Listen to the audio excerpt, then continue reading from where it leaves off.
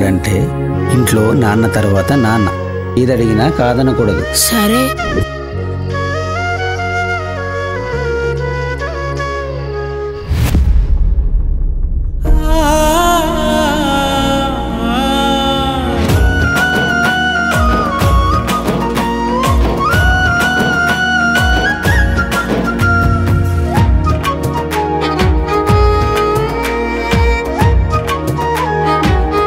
నువ్వు మాయలోడిరా, మాటలతోనే మాయ చేసేస్తావు.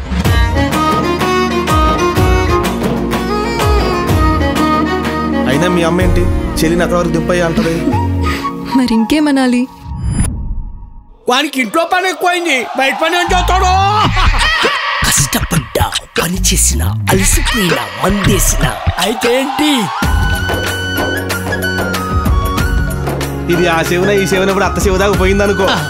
పులసేమో గాని పులుసు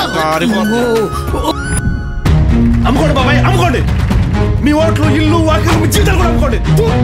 మీరు మారొద్దురా బాబు, మారితే ఊరు బాగుపడిపోతుంది. మీరు మారకండి, అలాగే ఉండండి.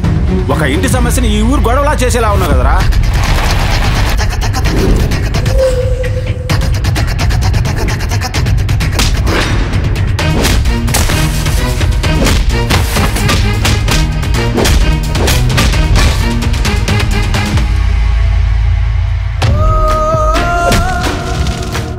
తను ఒక్కసారి ఇంటి గడప దాటిన మరుక్షణం ఇంట్లో మనుషులు చచ్చారనుకోమని చెప్పు.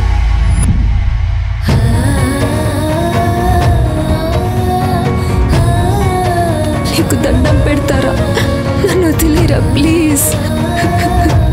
నిన్ను లవ్ చేయబోతే కనుక నిన్ను బావాని ఎందుకంటది? నీకే ఫోన్ చేసి ఎందుకు రమ్మంటది?